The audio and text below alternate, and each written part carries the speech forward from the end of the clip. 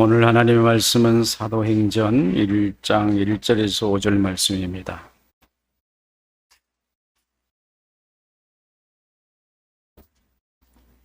지난주 말씀과 동일한 말씀 구절입니다. 교독하겠습니다. 데오빌러여, 내가 먼저 쓴 글에는 물은 예수께서 행하시며 가르치시기를 시작하신부터 택하신 사도들에게 성령으로 그가 고난 받으신 후에 또한 그들에게 확실한 많은 증거로 친히 살아계심을 나타내사 40일 동안 그들에게 보이시며 하나님 나라의 일을 말씀하시니라. 사도와 함께 모이사 그들에게 공부하여 이르시되 예루살렘을 떠나지 말고 내게서 얻으라 아버지께서 약속하신 것을 기다리라. 같이 읽겠습니다. 요한은 물로 세례를 베풀었으나 너희는 몇 날이 못되어 성령으로 세례를 받으리라 하셨느니라. 아멘. 먼저 지금 장마의 재난으로 인해서 충청권뿐만 아니라 경북 등지에서도 안타깝게 죽음과 슬픔을 당한 사람이 많습니다. 그분들을 위로의 말씀을 드리고 싶습니다. 위기에 처한 사람들이 고통이 얼마나 컸겠습니까? 이런 상황에서 하나님 나라의 말씀을 드리려니 마음이 무겁기도 하지만 아무쪼록 고통을 당하는 분들에게 큰 위로가 되시고 또 안타까운 운명을 당한 분들에게 하나님이 큰 위로가 있기를 바랍니다. 오늘은 지난주에 이어서 계속해서 하나님 나라에 관한 말씀을 여러분에게 드릴 겁니다. 오늘 마무리를 지어서 2시간에 끝내야 되겠다라고 생각을 했는데 워낙 내용이 많다 보니까 대충 요약해서 말씀을 드릴 때 여러분들에게 큰 은혜가 되기를 바라겠습니다. 지난주에 우리가 들은 말씀은 개혁파 교회에서 천국을 임의와 아직으로 이해하고 있다는 것에서 말씀을 드렸습니다. 두 번째는 지금 교회에서 가르치는 죽으면 천국 간다라는 교육이 신자들의 신앙 성장을 중지시키는 폐단을 가지고 있다는 것을 말씀을 드렸습니다. 엄밀히 말하면 이런 신앙은 이교적 신앙과 구별하기가 매우 혼란스러워지는 사고입니다. 그래서 무속신앙을 가진 사람이 교회에 와서 동일한 신앙을 가지고 믿으면 천국 간다라는 그런 막연한 생각으로 종교생활을 하고 있는 분들을 많이 보게 되는데 그분들에 대한 안타까움을 말씀드리지 않을 수 없었다고 지난주 말씀드렸습니다. 세 번째로는 하나님 나라의 삶은 중생에서부터 현재에 계속되고 있다. 칼빈 선생이 우리에게 가르쳐준 교훈에 따른 말입니다. 중생함은 하나님 나라를 사는 것이다. 이렇게 말씀을 드렸습니다. 그리고 마지막으로 성령 하나님께서 여러분의 지성에 있는 기억을 조명하여서 지성에 새기시고 중생으로 말미암아 의식하는 단계에 이르렀는데 이 의식을 억누르고 억제하는 일이 아주 많았을 것이라는 점을 말씀드리다가 지난 중간 말씀을 마치게 되었습니다. 간단하게 말씀을 드리자면 거듭나 중생에서도 얼마든지 옛 본성에 따라 거짓을 행할 수 있다는 것입니다. 예를 들면 이웃에게 복음을 전하는 것이 좋다라는 의식이 여러분에게 일어났을 때 그 의식을 억제하고 행동하지 아니한 때가 많습니다. 불쌍한 사람을 보면 도와줘야 되겠다 그런 생각을 갖거나 의식을 갖게 되었어요. 근데 그냥 지나치고 말았을 것입니다. 어떤 사람을 만나면은 저 사람에게 복음을 전해야 되겠다라는 그 의식이 강하게 밀려왔는데 그 마음이 일어났다 그러죠. 우리는 이 의식이 몰려왔는데 우리는 아무 말도 못하고 그냥 지나쳤을 것입니다. 이거는 본성의 의식이 복음적 의식을 가로막았다 이렇게 표현하는 겁니다. 이와 같이 여러분 안에는 두 개의 의식이 서로 경쟁하면서 인생을 주장해 갑니다. 그러나 여러분의 자아가 거짓을 기본으로 열었기 때문에 언제나 거짓 편입니다. 사도 바울이 로마서 7장에서 두 마음이 충돌하면은 항상 거짓이 이기더라, 이렇게 말했습니다. 그 말을 읽어보면 이렇습니다. 내가 원하는 바 선은 행하지 아니하고 도리어 원하지 아니하는 바 악을 행하는도다. 자기가 원하는 게 있어요. 하나님을 영광스럽게 하는 마음이 있는데 그 마음은 안 하고 악한 행위를 하더라, 이 말이에요. 만일 내가 원치 아니하는 그것을 하면 이 일을 행하는 자가 내가 아니요 내 속에 거하는 죄니라. 그러므로 내가 한 법을 깨달았노니 선을 행하기 원하는 나에게 악이 함께 있는 것이로다. 내 속사람으로는 하나님의 법을 즐거워하되 내 지체 속에 다른 법이 내 마음의 법과 싸워서 내 지체 속에 있는 죄의 법으로 나를 사로잡는 것을 보는도다. 오호라, 나는 곤고한 사람이로다. 이 사망의 몸에서 누가 나를 건져내라. 이렇게 탄식하면서 고백한 내용입니다. 유명한 내용이죠. 로마서 7장 21절 이하, 19절 이하죠. 사람에게는 이처럼 두 마음이 있습니다. 마음이 두 개라고 하는 것도 틀린 말은 아닙니다만은 정확한 표현은 아닐 거예요.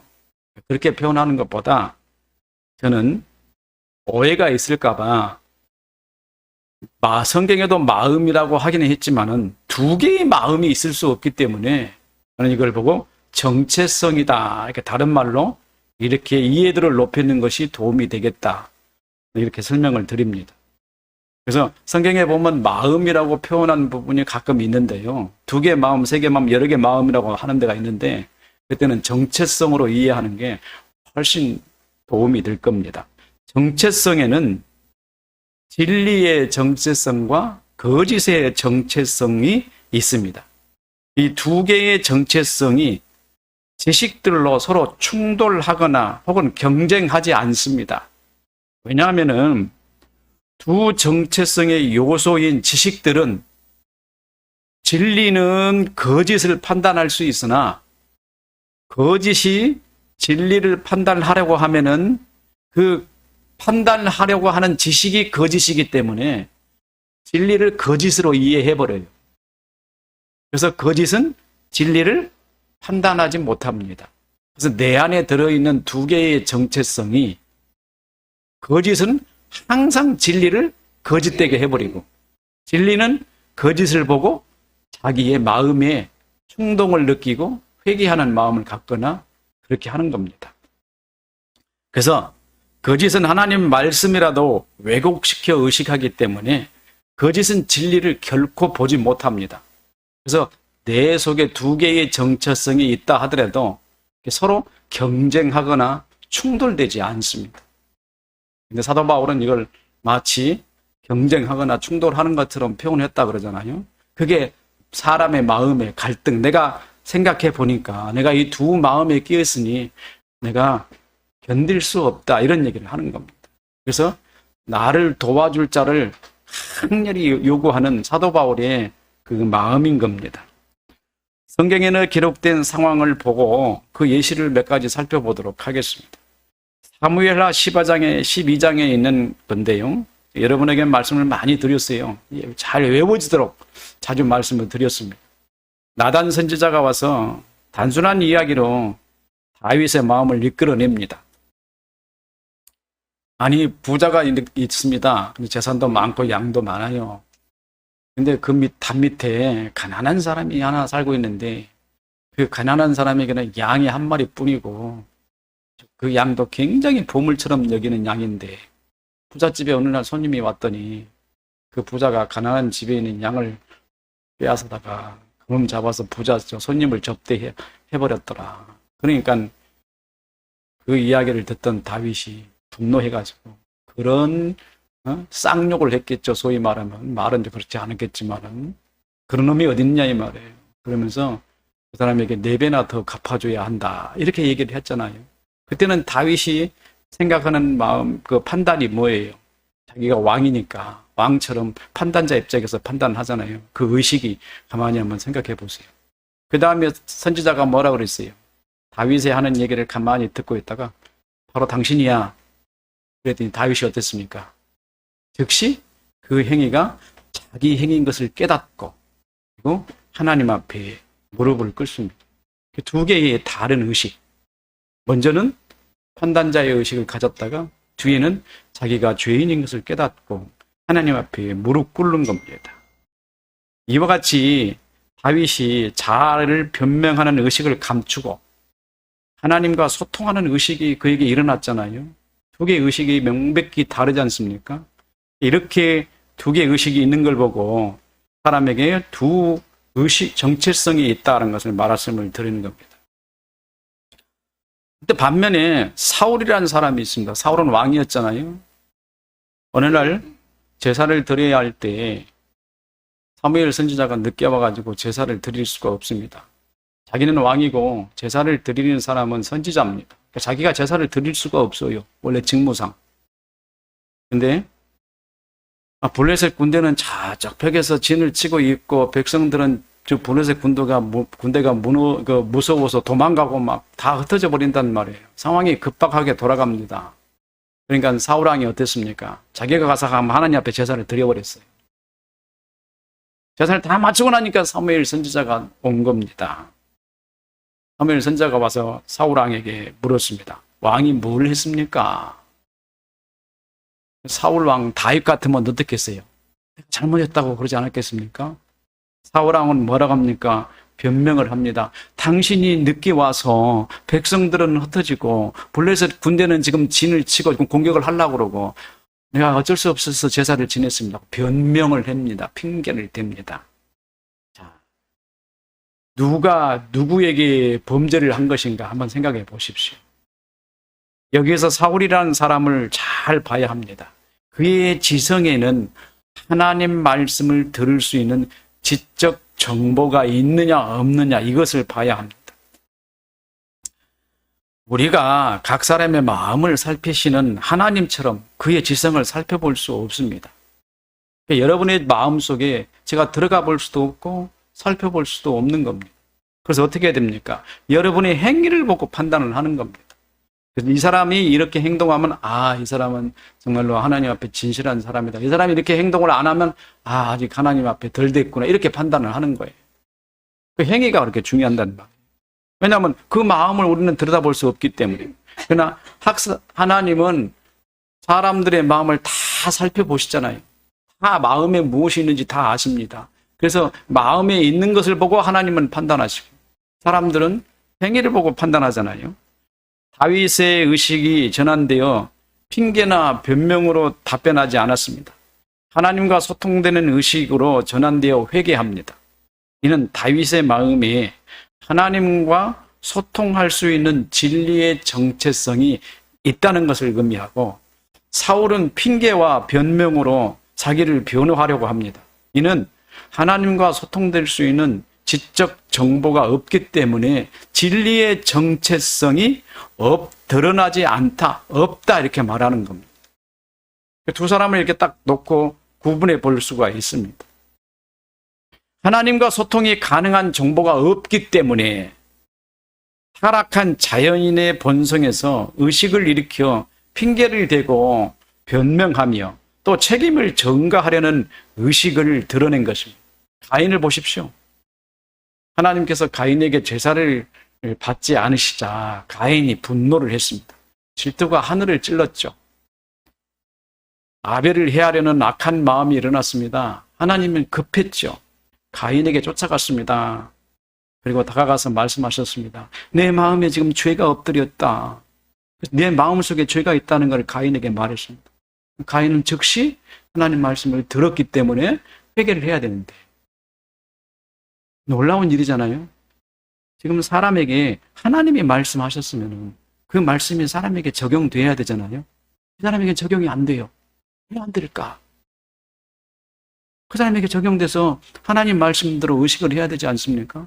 앞에 다윗과 사울은 하나님을 만나서 대화를 했고 안 했고가 이게 문제가 아니고 그 마음속에 지식이 있느냐 없느냐 이걸 따졌는데, 가인에게는 지금 전능하신 하나님이 나타나서 말씀했으면 그 말씀이 그 마음속에 들어가야 되잖아요.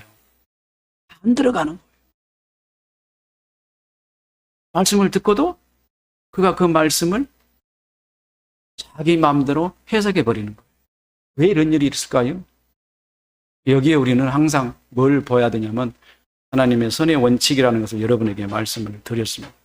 선의 원칙이 적용되니까 그 말씀이 그에게 기록되지 않는 겁니다. 버림받은 사람, 유기자. 가인은 들은 척도 하지 않고 아벨을 쳐 죽였습니다.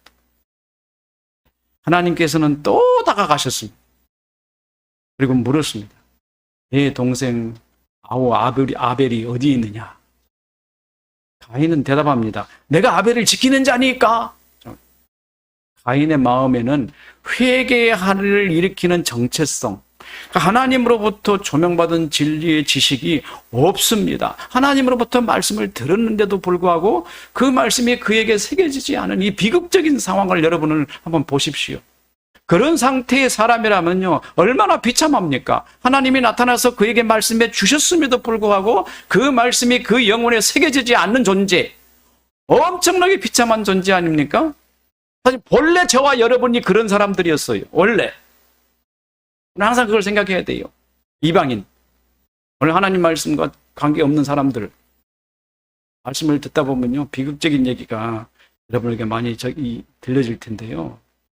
얼마나 우리는 비참한 존재인지 모릅니다. 원래는 하나님 말씀이 아무리 새겨지려고 해도 새겨지지 않은 존재였어요. 에베소서 2장 11절 12절 뭐라고 써 있습니까? 하나님 나라 밖에 있고 율법에 대해서는 외인이요, 예수 그리스도도 우리 관계없는 사람이었어요. 근데 예수께서 십자가에 못 박혀 죽으심으로, 그것도 그 죽으심에 관한 얘기를 여러분에게 말씀을 드렸죠. 단순한 죽음이 아니라는 거예요. 복음을 우리에게 적용시켜서 예수를 우리가 죽이게 했다는 것이에요. 이런 엄청난 사건을 우리가 지식적으로 바르게 이해하면은 우리의 구원이 얼마나 가치 있는가를 여러분 생각하실 거예요. 엄청난 거예요, 정말로. 간단하게 세상 살면서 왔다가 그냥 예배 1시간 드리고 가는 그런 게 아니었어요, 우리의 삶은. 거기에다가 하나님은 우리의 삶을 어떻게 하셨습니까? 지금부터 사는 모든 삶을 하나님 나라의 삶으로 우리에게 다 부어주셨어요. 하나님 나라의 삶이라고. 이 세상에 사는 삶이 아니었던 거예요. 근데 우리는 여전히 세상을 돌아다보고 소금 기둥의 삶을 살고 있지 않나요? 얼마나 비참하고 얼마나 배반자 같은 삶을 살고 있습니까? 하나님은 우리에게 먼저 그의 나라와 그의 의를 구하라고 말씀하셨는데 우리는 항상 내 중심이잖아요. 내 생각부터. 내가 잘 되는 것부터 생각을 하잖아요. 어떻게든지 내가 이익되는 삶을 살려고 생각하고 있지 않습니까? 하나님 나라는 관심이 없어요. 그건 좀 천천히 해도 됩니다. 이렇게. 얼마나 미련합니까? 인류의 조상 아담과 하와에게도 잘 나타납니다. 하나님께서 그들에게 오셨습니다. 아담과 하와가 하나님의 소리를 듣고 하나님의 얼굴을 피하여 나무 사이로 숨었습니다. 하나님께서 아담을 부르시며 어디 있냐고 물으셨습니다.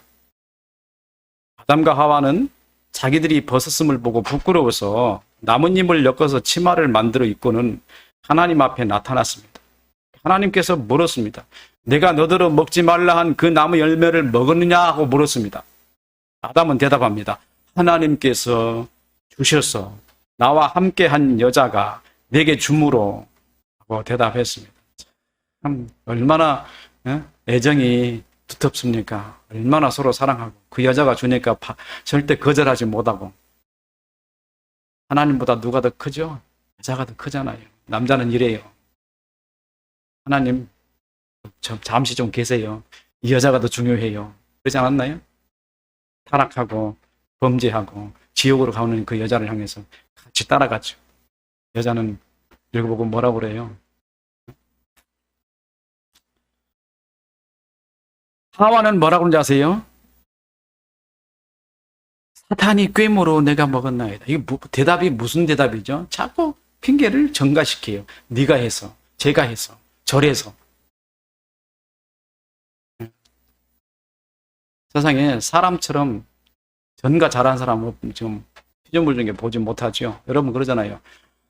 교회에서요, 세상에 무슨 문제가 있고 어려운 일이 당하면 누가 했죠? 다 누가 했다고 그러지?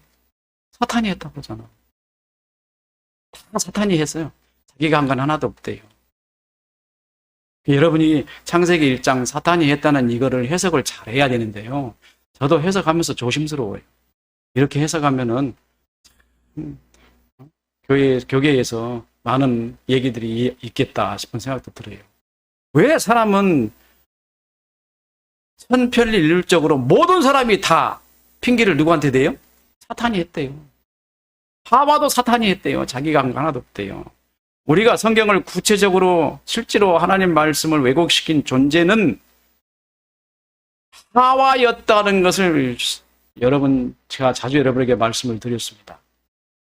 그럼에도 그들은 자기가 잘못했다고 말하지 않습니다. 왜 그랬습니까? 그들의 지성에는 이미 거짓이 그들을 지배하는 상태가 되어버렸기 때문에요. 항상 변명을 하고 핑계를 댑니다. 항상 변명을 대요. 항상 핑계를 대요. 하나님께서는 뱀이 그렇게 했다고 그러니까요. 하나님이 뱀에게는 묻지를 않으셨어요. 왜? 뱀은 말하는 존재가 아니니까. 물어보면 대답할 수가 없잖아요. 말 못하니까. 이거를 잘 기억해야 돼요. 뱀은 말하는 존재가 아니구나. 그럼 하와는 어떻게 말했을까? 이걸 잘 생각을 해야 돼요. 하나님의 걔에게 물어보지도 않고 심판을 하셨다면은 하와가 걔하고 대답했다는데 하와가 모든 말을 다 꾸며댔구나. 다 거짓말이구나. 근데 이 말이 왜 성경에 쓰여 있을까? 왜 진리처럼 보일까? 사람은 왜 여기에 또 속을까? 여호와 하나님이 뱀에게 이르시되 내가 이렇게 하였으니 내가 모든 가축과 들의 모든 짐승들보다 더욱 저주를 받아 배로 다니고 살아있는 동안 흙을 먹을지니라. 내가 너로 여자의 원수가 되게 하고 내 후손도 여자의 후손과 원수가 되게 하리니 여자의 후손은 내 머리를 상하게 할 것이요 너는 그 발꿈치를 상하게 할 것이냐. 발꿈치라는 말도 있는데요. 그건 뒤에 설명하도록 하고.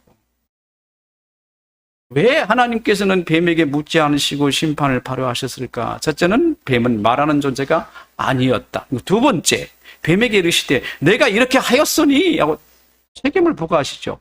내가 그렇게 했으니 왜 이런 현상들이 일어날까요? 상상할 수 없는 일이잖아요. 걔는 말하는 존재도 아닌데 걔에게 책임을 물었어요. 여기에 딜레마에 빠집니다. 도대체 말하는 존재도 아닌데 하나님께서 그에게 책임을 전가시켰다. 말도 안 되잖아요. 책임 소재를 말할 수 없습니다. 왜냐하면 그가 행위를 한 행위가 그의 행위라고 장담할 수 없기 때문에. 두 번째, 그에게는 자기 행위에 책임이 없는 존재입니다. 그는 하나님이 단순하게 존재하도록 만든 존재예요. 뱀은 자기 책임이 있어요, 없어요? 자기가 책임이 있다면 모든 게 누구에게 책임이 있는 거예요? 하나님에게 있는 거 아니에요? 성경을 잘 해석해야 돼요. 곡해하면 큰일 나단 말이에요. 왜 성경은 이렇게 쓰여 있을까? 이게 뱀에게 책임을 전가했다. 그럼 하나님이 뱀은 그 책임을 지는 존재라는 뜻이에요. 이렇게. 그렇잖아요? 책임이 그에게 있다면 하나님이 그를 그렇게 만들었으니까 하나님이 실수한 거 아니에요? 결론적으로 하나님께서 뱀을 잘못 지으셨다는 것과 모든 죄의 원인이 하나님의 실수에서 비롯됐다는 뉘앙스를 이 신학자들이 잘 파악을 안 하고 있어요. 엄청난 오류 아닙니까? 다 뱀이 했대.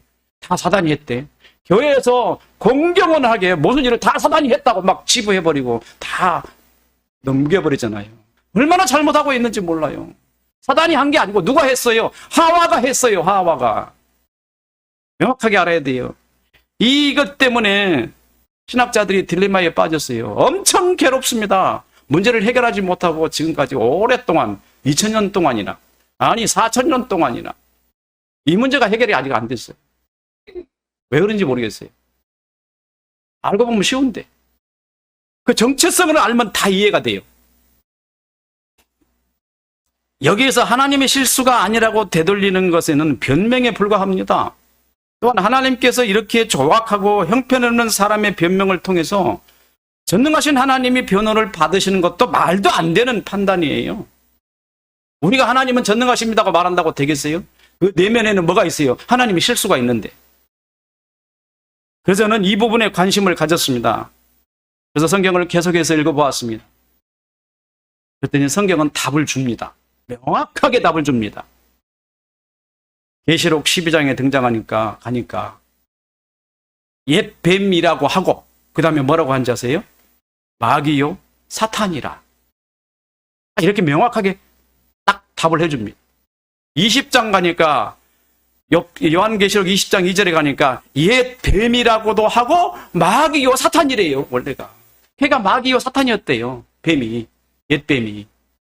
그러면은 마귀가 무엇인가 이런 거 하나하나를 따져서 성경을 해석해야 되지 않겠습니까? 뱀의 정확한 정체가 명확하게 드러났습니다. 계시록 맨 마지막 장에 가보니까 뱀은 뭐였어요? 마귀였고 사탄이었어요.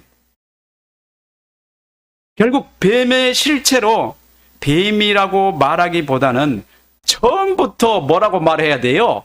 속이는 자.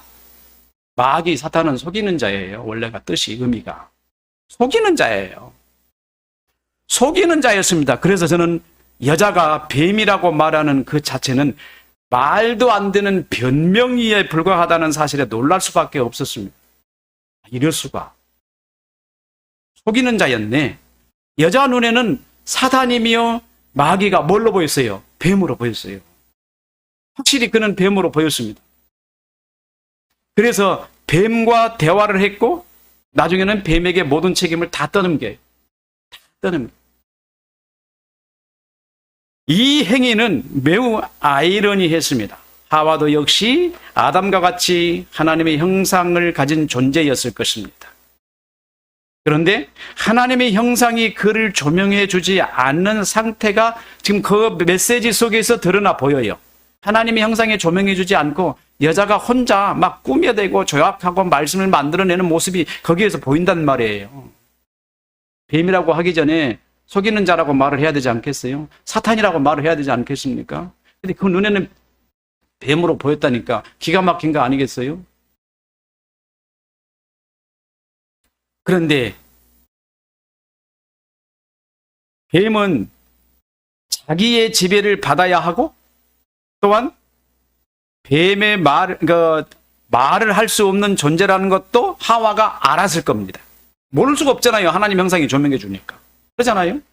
그런데 뱀과 이야기를 나누고 또한 뱀의 말을 듣고 하는 것은 하나님의 형상이 조명해 주지 않는 상태로 이미 사로잡혀 버렸어요. 거짓에 여자가 사로잡힌 상태가 돼버린 거예요. 이전에 이미. 그녀의 마음에서 하나님의 형상을 떠나 자기 임의로 마음으로 기울어져 이미 거짓을 행하는 상태가 되어버렸습니다. 한 가지 아쉬운 점은 오늘날까지 교회는 이 부분을 해석함에 있어서 소위 영적이라는 이원론적 의식을 벗어나지 못하는 결과로 세상을 휘어잡고 있는 이상한 기운, 영적인 에너지, 사탄의 힘 등을 이렇게 주장하고 있어요. 교회가 참 헬라화돼도 어느 정도여야 되지. 실제로 이런 감각은 우리 주위에 많이 있습니다. 이 감각이 그런 이상한 힘 같은 거 기운을 느끼고 그러잖아요. 그런 게 많이 있어요. 그게 왜 생길까? 오늘 여러분에게 그걸 잠깐 설명을 드려야 되겠어요. 여러분들은 오해를 많이 하고 계시기 때문에 제가 예를 들어서 어느 이 지역에 있다가 다른 지역에 가면은 느낌이 좀 달라요. 왜 그럴까요? 온도, 주위에 부는 바람, 그리고 느끼는 감각, 환경 이런 것에서 내 몸에는 벌써 이상한 감각이 돌아갑니다. 근데 그것이 무엇이라는 거 알아요? 몰라요? 모르니까 어떻게 해요? 머릿속에는 두려움이 생기기 시작하는 거예요. 모르면 두려워요. 무지가 우리를 두려움을 만들어내는 거예요. 그걸 잘 알아야 돼요. 앞으로 여러분은 이 악한 세력에 관한 이야기를 자주 들으실 겁니다. 왜냐하면 여러분들에게 그 세력을 쫓아내야 되기 때문에 그렇습니다. 여러분이 그걸 가지고 있으면은 정말로 진리로부터 자유를 얻는데 굉장히 방해가 된단 말이에요. 사람들은 자기 의지로 극복할 수 없는 어떤 행위들에 대해서는 항상 자기 힘이 아니라 어떤 극복할 수 없는 힘에 의해 짓눌린다고 생각을 합니다. 항상 그래요.